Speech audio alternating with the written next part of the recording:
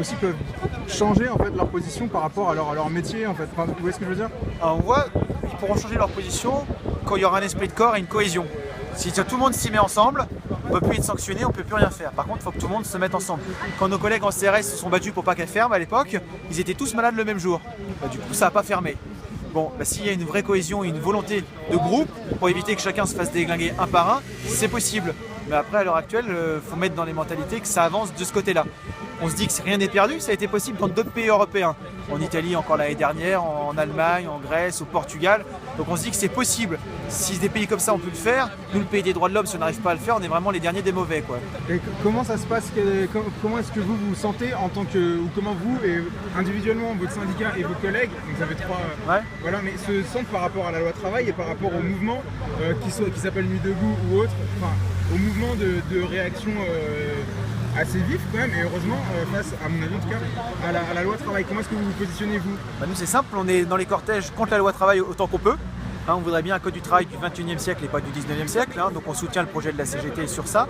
Et ce qu'on a fait, ce qu'on a eu comme analyse au niveau de la loi des retraites, ils ont d'abord fait le secteur privé pour diviser les salariés en deux catégories, puis ils ont fait le public dans la foulée après. Et donc il n'y a pas eu de coordination des convergences des luttes entre les deux systèmes. Là on a dit, nous on avait déjà analysé à l'époque, on était déjà dans les premières manifs, il ne faut pas que ça arrive. Bon ben voilà, on va recommencer cette fois-ci. Ce qu'ils proposent dans la loi travail, c'est quelque chose qui pourront appliquer à la fonction publique, on est tous concernés, et même plus largement. On n'est pas tous policiers, on a des amis, des conjoints, des conjointes, des enfants, des parents qui ne sont pas du tout policiers. Donc on est vraiment tous concernés par cette loi, avec des choses très dangereuses pour nous. C'est l'inversion de la hiérarchie des normes. On discutait tout à l'heure du, comment s'appelle, pour nous, c'est la déclaration des droits de l'homme de 1789 qui nous donne notre légitimité, donc au service de tous et de la population. Donc ça, c'est notre mot d'ordre. Et M. Valls a fait un décret, donc qui est un code de déontologie de la police nationale, qui dit au service des institutions, des enjeux majeurs de la France. J'ai plus le terme exact pour le deuxième. Mais du coup, c'est plus au service du peuple, c'est au service des institutions. C'est un grave glissement sémantique. Pour le moment, il y en a un qui est dans la Constitution, l'autre qui a un décret. Donc c'est bien inférieur. Mais si on s'autorise avec une loi de travail qui sera la première pierre d'attaque à inverser la hiérarchie des normes, qui nous dit que demain, on pourra même plus se retrancher derrière la déclaration des droits de l'homme et du citoyen. On nous dira maintenant c'est le décret de 2014 qui prime. Ce qui pour nous a un vrai retour en arrière sur les valeurs de la France qui sont liberté, égalité, fraternité. Si on revient aux fondamentaux, on est sur ça. Et ce qui est mis en place à l'heure actuelle, ça ne va pas du tout dans ce sens-là. Comment est-ce que vous vous sentez par rapport au fait qu'effectivement il y a des gens, il y a des manifestants qui cassent, bon, en général ils cassent quasi exclusivement des banques, ils s'attaquent que à des symboles, ou quasi exclusivement, à part quelques erreurs peut-être, mais ils s'attaquent que à des symboles de pouvoir, d'argent et de l'État, du coup de l'institution que vous-même ne voulez pas servir, en tout cas avant de servir le peuple. Donc, qu'est-ce que vous pensez de ça? Parce que là tout le rassemblement c'est, enfin à chaque fois qu'il y a de la casse entre guillemets, ça permet de parler que de soi-disant casseurs et que truc, au lieu de parler tout simplement du fait que la vraie casse, à mon sens en tout cas et au sens de tous les gens qui sont présents en manifestation, c'est la casse du code du travail, c'est la casse de la protection des travailleurs. Alors pour nous, on pense que la violence ne résout rien.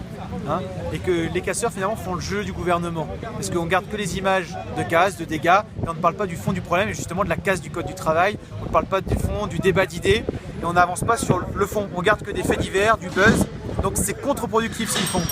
En dehors du fait que pour nous, agir par violence, c'est un échec en fait, c'est qu'on a raté le dialogue et chacun, la violence n'entraîne que la violence. Ce qu'on a voulu montrer tout à l'heure, on allait rencontrer, nous, la population, les gens de Nuit debout, on a pu discuter avec eux, parce qu'on ne voulait pas rester dans l'engrenage violence contre violence. Et à chaque fois, c'est une minorité qui est mise en avant, de chaque côté. Chez nous, ils sont sanctionnés. De l'autre côté, on les laisse, pour certains, agir en impunité, ce qui empêche des gens de venir manifester. Parce que les manifestations, pour avoir connu les manifestations contre le CPE, la loi retraite, c'était des moments festifs. Vous pouvez venir avec ses enfants, venir avec des poussettes. À l'heure actuelle, c'est impossible de le venir. Et ce qui fait que les cortèges aussi, il y a de moins en moins de monde. Et il y a de plus en plus de violence. Donc, pour nous, c'est pas le message positif envoyé. D'accord. Vous êtes plus choqué par la violence la violence de la répression, la violence de la casse du code du travail ou par la violence des 10 casseurs? Je vais dire, c'est une question un petit peu qui n'appelle pas vraiment une vraie réponse. Il y a trois plans différents. La violence systémique ou la violence interpersonnelle? La violence illégitime n'a aucun lieu d'être. C'est-à-dire qu'il y a la violence légitime de la police qui agit conformément à la loi. Après, il y a des dérapages qui agissent en dehors de la loi, condamnables. Des gens qui agissent, qui cassent des choses condamnables. Et la casse du code du travail, condamnable parce que personne n'en veut et ça va contre l'intérêt du peuple pour une casse dirigeante. et c'est pas ça la République française, donc entièrement contre aussi. Et le passage en force par le 49-3 montre bien un désaveu de la démocratie. Est-ce que vous pensez du coup que la France se fascise? Alors la question du mot fasciste c'est très compliqué. Ah, Parce que non, si on non, prend- le mot fasciste, est-ce que Non vous mais pensez c'est que- l'étymologie, on revient aux Italiens, mais en fait finalement ça n'a jamais été défini à part dans... Parlons de mots précis. D'accord. Est-ce que vous pensez que la France est en train de filer un extrêmement mauvais coton, La France, nous, pour nous, sécuritaire et dangereux pour les libertés individuelles et on le pense tout à fait, on l'a dénoncé dans divers trucs. On a eu Vigipirate, donc maintenant qui est tellement devenu une habitude, qui est encore là. D'ailleurs, pour nous, c'est inadmissible que des militaires sur le sol national. Normalement, ils sont là pour la défense des frontières, aussi c'est la guerre civile. Je crois pas que ce soit voilà, ça doit être des civils qui doivent assurer la sécurité sur le territoire national. Ensuite, on a les lois renseignement. On a des centres de non en large qui donnent au Premier ministre sans aucun contrôle. Il nous a dit qu'il y a une commission qui donne son avis quand il a le temps de la consulter. Donc pour nous, donc sans aucun contrôle, qui permet de mettre sur écoute qui il veut, ou alors d'écouter en masse la population. Inadmissible aussi. Donc ça veut dire qu'ils nous ont dit bah ouais mais on va l'utiliser à bon escient. Mais comme disait Montesquieu, quand il y a quelque chose qui peut être utilisé à mauvais escient, on peut faire confiance à l'être humain pour pouvoir le détourner et l'utiliser de la façon la plus pourrie qui soit. Donc le mieux c'est de mettre des barrières tout de suite, ce qui n'est pas le cas. Et là on a l'état d'urgence qui est complètement détourné de sa fonction première, on l'a bien vu, plus de 3000 perquisitions administratives, 4 pour fait de éventuellement opération d'un attentat. On nous parle de 25, il y en a 21 c'est pour apologie du terrorisme qui relève plus de la liberté d'expression et pas de fait, voilà, donc c'est condamnable mais c'est pas des gens qui allaient commettre un attentat. Donc ça veut dire que c'est complètement détourné. On a eu les associations des militants écologiques au niveau de la COP21 assignés à résidence. Inadmissible. On a posé la question, c'est soit des gens dangereux et vous les passez au tribunal, soit ils sont pas dangereux, ils ont le droit de s'exprimer. Rebelote, ça a recommencé hier, enfin au début de semaine, hier ou avant-hier, je sais plus, avec 20 interdictions de manifester. Pareil, même chose, soit c'est des gens qui sont dangereux et qu'on poigne des arbres répréhensibles par la loi, ils passent au tribunal, ils ont le droit à une défense devant un juge, soit ils n'ont rien fait et à ce moment-là ils ont le droit de manifester. Là on est dans l'arbitraire le plus total. Vous avez peur d'un côté un peu Minority Report, si j'ose dire, où on anticipe sur ce que les gens pourraient faire plutôt que sur ce qu'ils ont fait concrètement? Bah, là c'est la preuve cette semaine, hein. Ça a été le cas. Et ce qui fait qu'une chose, ça attise les tensions. Vous pensez, on parle de provocation policière par exemple, l'autre soir j'étais là et donc alors, vraiment fin de soirée il se passait rien, il y avait peut-être 200 personnes sur la place qui discutaient, ça pouvait même pas être considéré comme une manifestation quelconque. D'un coup la police se rabat sur nous, ils nous encerclent, nous gazent à bout portant et même un peu vicieusement en allant chercher des visages. Qu'est-ce que vous pensez de cette attitude-là que je qualifierais personnellement en tout cas de provocation policière? Là c'est pour dégager la place, mais quel besoin, quelle nécessité, comment est-ce que vous expliquez ça et comment est-ce que vous comprenez surtout? Ce qu'on comprend c'est qu'il y a beaucoup de gens qui ont un sentiment d'injustice. Pour avoir vécu dans les manifestations du côté cortège loi travail avec la CGT à défiler, effectivement j'ai été gazé aussi, je me suis pris des grenades lacrymaux. Il y a un sentiment d'injustice en vouloir contre la force de l'ordre qui est directement présente. Mais on rappelle que sur des dispositifs comme ça, ils ne peuvent pas agir d'initiative. Il y a des gens qui donnent les ordres, qui sont dans des bureaux bien dorés et qui utilisent le peuple contre le peuple. Et nous, on voudrait que les gens prennent conscience de ça. Moi, en tant que policier, je le sais. Bon, je me suis fait gazer, j'ai dit, bah voilà. À un moment, je me suis dit, ceux qui ne sont pas policiers, qui ne savent pas comment ça marche, peuvent avoir un grand sentiment d'injustice et de vouloir dire en vouloir aux forces de l'ordre. Nous, ce qu'on voudrait passer comme message, c'est attaquez-vous à l'État. C'est inadmissible que l'État nous traite comme ça. Portez plainte contre l'État. Mais est-ce que l'État, justement... Bah, je suis policier, policier tout court. Bah, je l'ai pointé de mon temps. Là, aujourd'hui, non. Et du coup, juste ce que vous disiez, c'est super intéressant parce que moi j'ai le sentiment, et je pense que beaucoup de gens ont le sentiment, il y a énormément de gens qui balancent rien sur la police par respect, on va dire, ou parce que par peur ou quoi, parce qu'ils n'ont pas envie de le faire tout simplement. Ouais. Mais concrètement, la police s'oppose, enfin la police est le dernier rempart que l'État, que le gouvernement met entre lui et la population qui veut lui demander des comptes, tout simplement. Et ça, c'est un point sur la loi travail, c'est extrême. Mais les Balkany, tout ça, c'est des gens qui vont demander des comptes.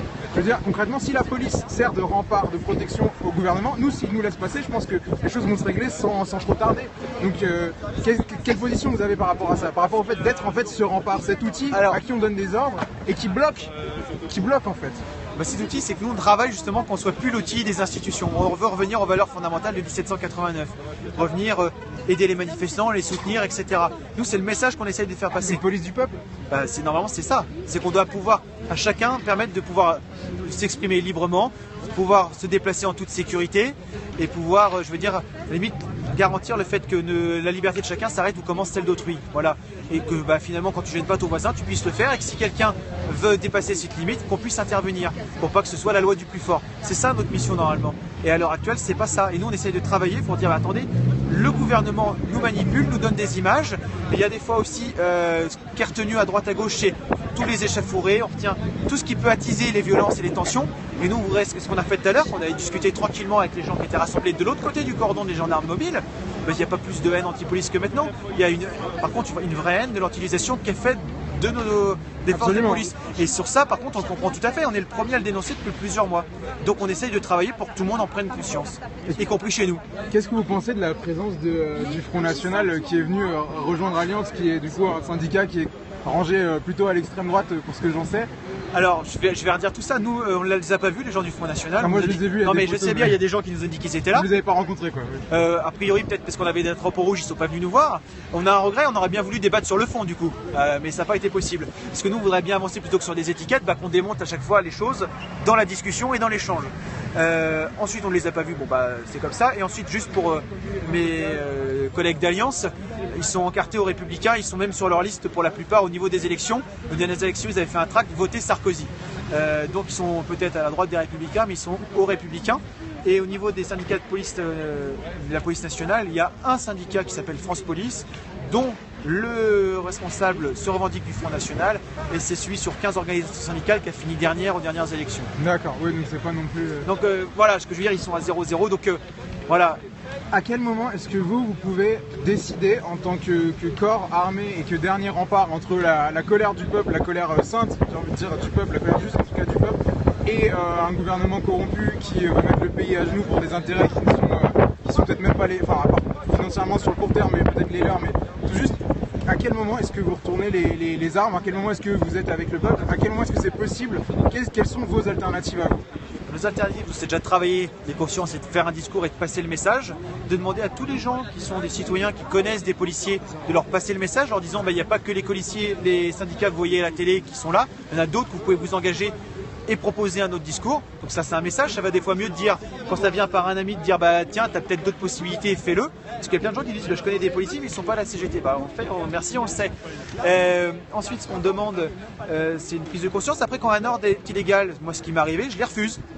Ou alors je vais prendre un autre exemple, quand il y a une perquisition administrative, à un moment mes collègues étaient au bout du rouleau, j'ai dit on a demandé des volontaires pour faire des perquisitions administratives au nom de l'état d'urgence. Je dis moi pour soulager mes collègues je veux bien en faire, par contre je vous colle un rapport directement derrière pourquoi je les trouve illégales et inadmissibles. Du coup j'ai pas été sur le dispositif. La hiérarchie a estimé qu'ils n'avaient plus besoin de moi. Donc c'est de résister par tous ces moyens, il y a plein de choses légales qui nous permettent, sans nous mettre en porte-à-faux dans un premier temps, de le faire. Après sur les gros services d'ordre comme c'est l'heure actuelle, malheureusement ça peut se régler qu'à posteriori. Parce que nos collègues qui sont sur un service d'ordre, déjà ils interviennent que sur ordre et pas d'initiative. Et la sécurité de chacun de nos collègues dépend de la cohésion de groupe. C'est-à-dire qu'il y a des choses des fois qui peuvent se passer et ça se réglera a posteriori avec des sanctions en interne, voire des procès au niveau pénal. Mais sur le moment, ça ne sera pas possible de le faire parce que la sécurité de tout le monde est en jeu pour nos collègues. Donc après, nous, c'est d'analyser. Et après, ce qu'on incite, c'est la démarche d'aujourd'hui. On avait amené un petit tract avec, en demandant aux forces de l'ordre un petit peu de... un petit esprit frondeur, j'allais dire, de mettre des autocollants sur leurs uniformes ou leurs boucliers, à défaut de pouvoir les poser, etc. Avec la déclaration des droits de l'homme, convergence des luttes. Et il y en a qui sont chauds de faire ça? On ne sait pas, on a passé le message, mais tant après, on ne pourra pas parler à leur place. D'accord. Ou alors, vous avez le droit de mettre des choses sur vos boucliers? On n'a pas le droit. D'accord, oui, donc c'est un peu... Mais après, c'est pour ça qu'on... A priori, si quelqu'un met la déclaration des droits de l'homme, on ne pourra pas lui reprocher de ne pas être dans le cadre de ses fonctions. Ouais. Après, si quelqu'un met gloire au 17e régiment d'infanterie de 1907, on aimerait bien aussi. C'est des gens qui avaient refusé de tirer sur la foule. Ouais. Voilà, mais il y a quelques collègues qui mettent des autocollants. On avait vu devant l'Assemblée nationale donc, un collègue qui avait marqué un autocollant 49.3, Valls nous a trahis. Ah, énorme. Donc voilà, mais si ça passait au on a journal... vu l'autocollant Punisher aussi un peu. Ça, c'est un autre chose. Le badge Punisher. Voilà. Bon, ça c'est du comics, c'est moins malin. Bon, voilà, après... Et du coup, donc vous dites en gros concrètement un retournement, enfin on dirait que la police se range du côté du peuple, c'est quelque chose qui n'arrivera pas avant concrètement un long moment quelque part. On sait pas. C'est pas quelque chose qui va se faire d'un coup. Valls va pas dire bon finalement les gars, servez le peuple, on s'est trompé. Valls le dira jamais. Donc ça c'est pas la question. Du coup si ça peut ni venir de vous. Ah si, ça peut venir de nous, mais on y travaille pour que ça arrive. Mais c'est ce qu'on disait tout à l'heure, je sais pas si c'est à vous, on disait que dans d'autres pays d'Europe, ça a été possible. Ouais. En Espagne, en Italie, au Portugal, en Bosnie, en Roumanie, en Allemagne, qui est pourtant réputé très conservateur, ils avaient carrément, ils ont dit on pose des trucs, on marche avec les manifestants. Je veux dire, la photo est incroyable.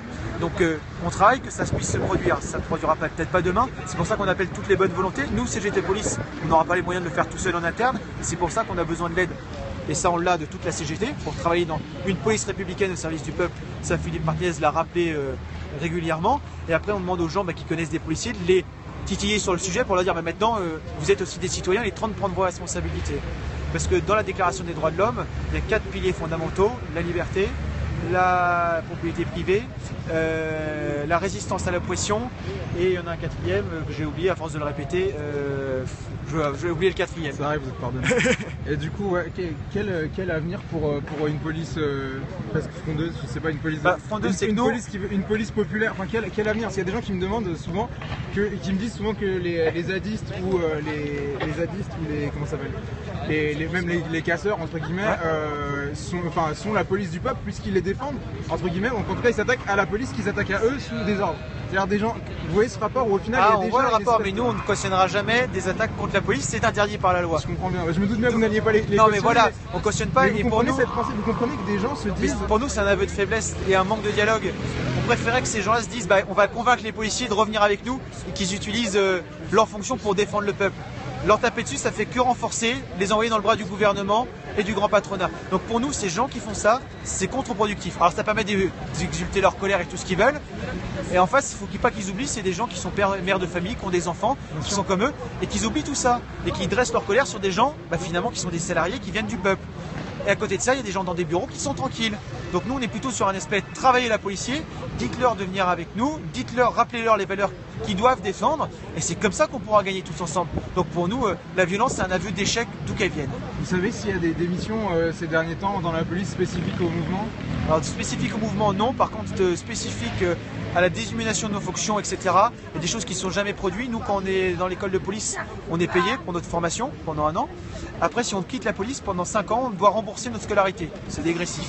Quelque chose qui ne se produisait pas les années d'avant. Maintenant, il y a des gens qui demandent comment on rembourse notre scolarité. On n'en peut plus, on veut partir. On n'est pas rentré pour ça, on est rentré pour défendre la veuve et l'orphelin. On nous propose des choses statistiques, on nous déshumanise, on nous donne des ordres qu'on ne cautionne pas et on n'arrive plus à le faire. Il y a quelque chose de très parlant, il y a soit ceux qui démissionnent et ceux qui sont plus malheureux qui se suicident. Parce que nous, on a un suicide par semaine, on est la profession qui se suicide le plus. Et quand notre ministre nous dit « je suis pour la défense des forces de l'ordre, je suis avec vous les gars », qui commence déjà en interne à redonner un sens à nos missions, un sens humain, et pas nous déshumaniser et nous couper de tout. Et déjà qui règle le problème des suicides, parce que ce qu'on oublie, c'est que les suicides dans la police nationale tuent 10 fois plus quasiment que les délinquants. Donc au bout d'un moment, il faut remettre les priorités dans l'ordre. D'accord. Écoutez, merci beaucoup. Quel avenir pour le mouvement? Quel avenir? Vous pensez que le 49.3 va passer? Ça va être bon? Ça va continuer? Où est-ce que ça va aller?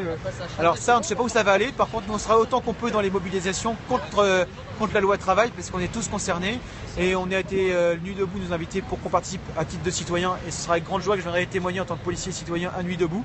Ils m'ont dit que ce soir je devais venir ce soir, ils m'ont dit qu'effectivement avec la journée qui s'était passée ça pouvait être tendu. Donc j'attends qu'ils me redonnent contact parce que le but du jeu c'est pas que je vienne discuter pour attiser les tensions, mais qu'on puisse discuter dans un climat apaisé et ça je l'ai promis, je le ferai. Je me dis souvent que policier ça doit pas être un métier facile, ça doit demander beaucoup d'intelligence, d'humanité et de calme, de maîtrise de soi et vraiment je suis très heureux de rencontrer quelqu'un comme vous et j'espère que vous avez beaucoup de collègues comme vous. On y travaille, on espère les faire sortir de l'ombre et qu'ils puissent s'exprimer librement et pouvoir vraiment faire pourquoi ils sont rentrés dans la police nationale plutôt que comment ils sont utilisés à l'heure actuelle, ce qui éviterait des manifestants blessés, des gens incompris, de nos collègues blessés et même des collègues qui se suicident, tout ça pour toujours les mêmes personnes qui sont en manette et qui n'ont rien à faire de tous les gens qu'on vient de dire. D'accord, écoutez, merci beaucoup, bon courage et puis j'espère vous recroiser en manifestation. Pas de soucis, on ne peut pas nous rater, normalement il y a du monde à côté de nos drapeaux CGT Police, on ne nous rate pas. Merci à CGT Police. Bonne journée. Bonne journée.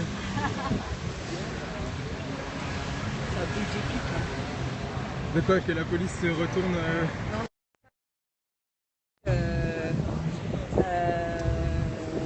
Je suis en train de télescoper, je filme pas le visage, t'inquiète. Non, surtout pas, ouais.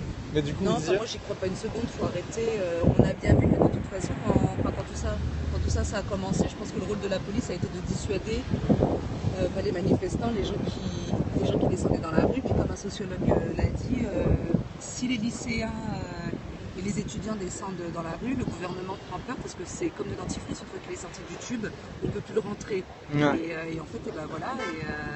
Et je pense que la violence, elle a été voulue dès le début parce qu'ils pensaient faire peur aux gens. Parce que les gens, au jour d'aujourd'hui, ils vivent dans un cocon, machin. On a fait en sorte qu'ils soient égoïstes et puis qu'ils pensent qu'à leur gueule.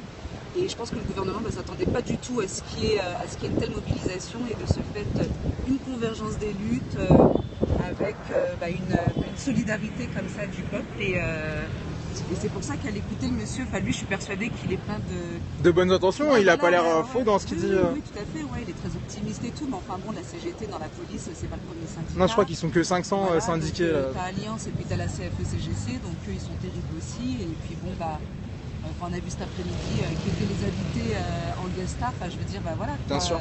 il y a juste à constater, puis on a compris la suite, quoi, c'est tout. Mais du coup, je peux te tutoyer? Ouais, bien sûr. Du coup, toi, tu viens ici, tu suis un peu le mouvement, tu suis beaucoup? Moi, je suis le mouvement, je fais les manifs, moi je suis une révoltée de base, j'ai 40 ans, j'ai un garçon de 20 ans, moi je suis super inquiète pour son avenir. Je viens des quartiers populaires et en fait depuis petite, si tu veux, moi j'ai grandi à Neuilly-sur-Seine, j'étais en pension la semaine et puis le week-end j'étais à Saint-Denis, Stein, La Courneuve. Ouais. Donc le paradoxe Bonne ambiance. de la société, je l'ai connu très jeune et puis si tu veux, c'est pas que je sois pessimiste, mais enfin bon, j'ai vite compris que de toute façon il y avait deux mondes parallèles qui étaient amenés à ne pas se croiser et puis que de toute façon c'était volontaire, quoi, c'est tout. Mais tu trouves pas ça quand même hyper rassurant en fait enfin c'est bizarre, hein, peut-être que c'est naïf, c'est naïf de ma part, mais je veux dire, je trouve ça rassurant d'avoir aussi une police, un syndicat de police, c'est pas juste un flic qui vient, qui parle, c'est un syndicat non, c'est sûr, qui à un moment donné dit notre mission c'est pas ça, on n'est pas content de faire ça, on n'a pas envie de faire ça, on peut pas encore vraiment agir comme on aimerait. Bah parce que c'est clair que... Donc toi ça te rassure pas, c'est ce qu'il a dit finalement, rassurer c'est minime, mais je veux dire... Non, en fait... T'as pas un petit peu de dans ton cœur quand tu dis ça? Je suis contente de l'entendre parler et puis d'avoir entendu ses dires, ça y a pas de problème. Sauf que le pauvre, je pense que lui, c'est une goutte d'eau, dans l'océan, quoi. Tu vois ce que je veux dire? Donc, je pense que pour lui, ça va être hyper compliqué, de rallier, ne serait-ce que 45% de ses collègues dans ses idées, quoi. Ouais, mais là ils sont bien moins que 45%, même Alliance c'est que 37,5%. Voilà, tu vois, voilà. Mais donc à la limite, j'étais encore même plus optimiste. Beaucoup plus que moi. Réalité, non, mais je sais pas, c'est quand même... entendre un policier dire ça dans le contexte dans lequel on est, c'est... moi je trouve ça... c'est ce que les gens aimeraient entendre en fait. Moi je vois en permanence des gens aux manifestations, parce que je suis souvent là, les gens... Mais déjà le gros problème en fait, je pense que le gouvernement, il se sert d'eux. Donc t'as les gros connards qui chargent, qui cassent, qui insultent, on a bien vu tous les témoignages. Bien sûr. Qui font même des attouchements à des gamines de 15 ans quand ils font des fouilles alors qu'ils n'ont pas le droit, etc. Ils sont en plein abus de pouvoir et je pense que c'est plus un problème de personnes parce que je pense que de toute façon, dès le début, quand ils rentrent chez eux là dans leur maison de flics, la pédagogie, on leur enseigne pas en fait. Tu vois ce que je veux dire? Ouais. Voilà, quand on leur, à mon avis, moi j'ai l'impression qu'on leur dit eux c'est les méchants, faut les chasser, faut les arrêter, puis c'est tout, tu vois. Mais tu as tout ce côté humain en fait, que la plupart n'ont pas. Lui il l'a.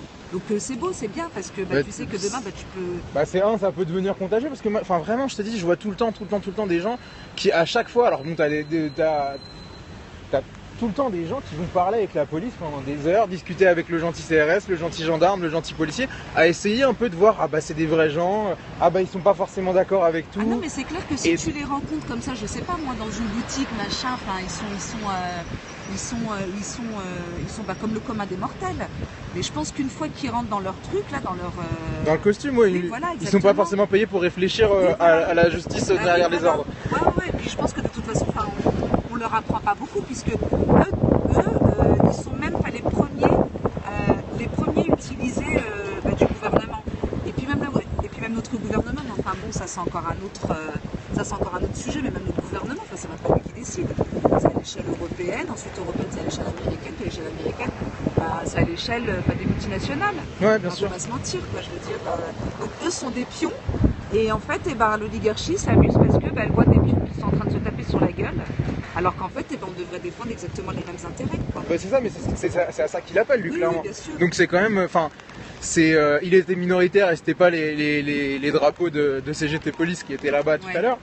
Mais au final, ils existent et c'est assez, je sais pas, moi, je dois être un peu naïf, mais je sais pas.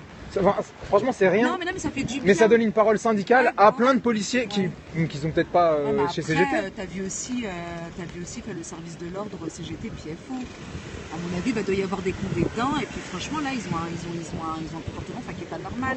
Parce que si tu veux, peut-être ces syndicats, ils n'ont même pas cherché à parler ou à faire passer un message Ouais, ils étaient juste là, quoi. à la population. Ils sont venus avec des pioches, avec des battes de baseball, et puis ils ont fait des cow-boys, quoi, Ouais. tu vois. Donc là aussi, il y a un problème. Lui, c'est génial, il parle super bien, il devrait même être. Puis il a l'air de secrétaire, croire ce qu'il dit aussi. Hein. Oui, oui, Enfin, bien sûr, tout à fait. il sent Moi, à pas mon du tout le avis, falche. lui, Hein. le pauvre, je pense qu'il doit prendre cher aussi, tu vois, dans son milieu, parce qu'il n'y en a pas beaucoup qui doivent l'écouter et puis qui doivent penser comme lui aussi, quoi. Donc, mais par contre, ce qui est bien, c'est que il n'a pas l'air de vouloir lâcher le morceau. Non. Et puis comme il dit, il y travaille. Donc ça, c'est génial, parce que le mec, il est convaincu. Et déjà, c'est une bonne chose, quoi. Voilà, Gabi. Ok, cool. Tu connais mon pseudo? Bah oui, parce que je te suis. Donc, Ah ouais, tu me suis? Merde alors. Moi, c'est Fatih, mais enfin bon, après, t'en as des. C'est pas, t'en as plein, déjà. avec un H à la fin ou pas? Non, pas du tout. FATI? Ouais. Putain, t'as réussi à avoir ça comme pseudo sur Periscope, c'est bien. Si, ouais, c'est ça. Non, mais Periscope, je l'ai mis qu'hier. Ah ok, d'accord, ok. Voilà, hier ou avant-hier. Bah écoute, n'hésite pas à me checker si t'es dans le coin. Non, mais bon, ouais, franchement, je trouve que c'est dramatique, quoi. C'est comme telle connerie, la meuf, la loi, au début, tu sais, quand Elle est on rentrée en a dans l'histoire, parlé, la elle meuf. savait même pas. Mais dans quelle histoire elle est rentrée, la pauvre? Fallait plus ridicule qu'autre chose. Ah non, mais y a pas de Mais doute, si mais elle elle rentre dans l'histoire quand même. Mais si elle avait un minimum de dignité, normalement, tu démissionnes. Parce que qu'est-ce qu'elle a dit? Parce que quand elle a pris connaissance du texte de la loi, elle a dit, ah, mais non, c'est pas possible, moi je peux pas porter ça sur mes épaules. Ça va à l'encontre, tu vois, du Parti Socialiste, quoi. Ouais. Mais bon, pour ces petits privilèges, très certainement, ou alors peut-être un coup de pression de Valls ou autre, bon, elle est encore là, quoi, tu vois. Ouais. Bon. Après, je sais pas si les Français vont être assez déterminés pour aller jusqu'au bout, mais. Oh, je sais pas. chaud, quoi. Je sais pas, mais vraiment, je sens que à la fois, tu vois, bon là il pleut, mais t'as quand même du monde, et il va y avoir encore plus de monde, et la répression ne fait que naître. Tu sais, au tout début, c'était tellement calme, je me disais, c'était pas assez radical ce qui se passe pour que les gens se soulèvent, mais quand ça devient vraiment radical, Ouais. je sais pas si ça fait des révolutions ou des gens soumis, mais on verra. Ouais. Ben écoutez, j'espère que ça vous a plu, que vous avez pu suivre un peu, que ça vous a, voilà, que vous avez eu des informations, que vous, voilà, bref. Mais voilà, balancer du cœur. Et je vais me faire charrier encore. Et attends 2 secondes, on me demande si t'as pas une clope. Si, j'ai même un paquet de clopes. Putain, est-ce que je peux t'en emprunter une pour finir ce périscope? Bah ouais, pas de problème. Parfait. J'espère que t'as du feu aussi, j'ai vraiment rien. J'ai tout. Allez-y du cœur pour le taxage en finale. Voilà, bon en tout cas ravi d'avoir pu discuter avec un gars du syndicat CGT Police qui avait sorti un texte magnifique, enfin magnifique, vraiment surprenant et Inattendu. inattendu, inespéré et qui avait ravi nos cœurs avant qu'on sache qu'ils étaient 500 mais sur 140 000 policiers, un truc comme ça. Mais bref, non mais voilà, donc merci. Un autre monde est possible, soyez-en sûrs. À plus tard.